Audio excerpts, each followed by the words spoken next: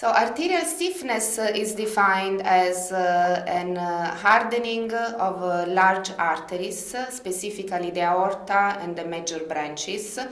And this results in a loss of compliance or elasticity of the big arteries that can cause several problems in the cardiovascular system.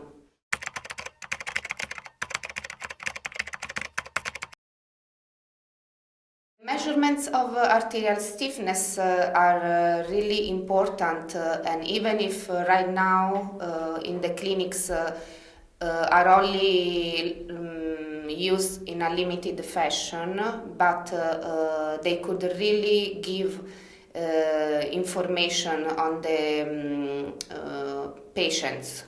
Especially older patients in which arterial stiffness is a common vascular condition, it would really add to our overall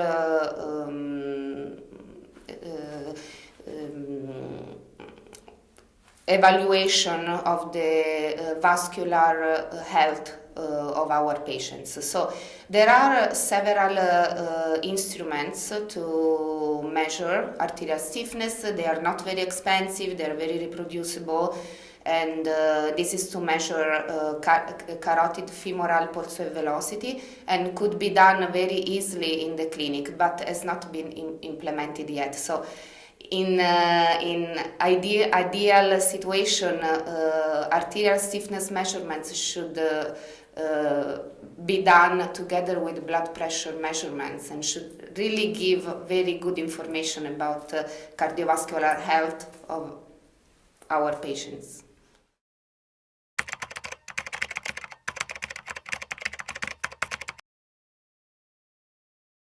Cardiovascular disease, of course, include many different diseases.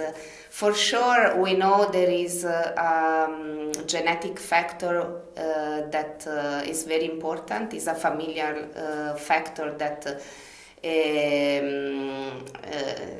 we cannot control. However, many of the cardiovascular complications could be prevented more often with lifestyle interventions. So many cardiovascular complications are brought about by an unhealthy lifestyle, such as a poor diet or lack of physical activity. So this could be easily corrected, and already would prevent many of the complications that you see later in life.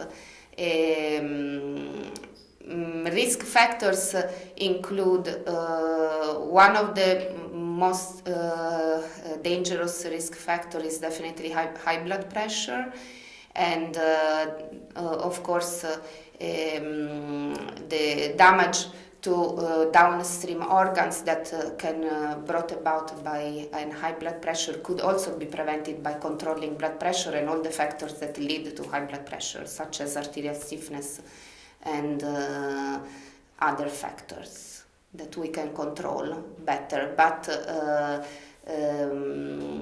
overall, cardiovascular disease related, especially in our society right now, to metabolic syndrome and a poor lifestyle probably is the main area where we could prevent complications.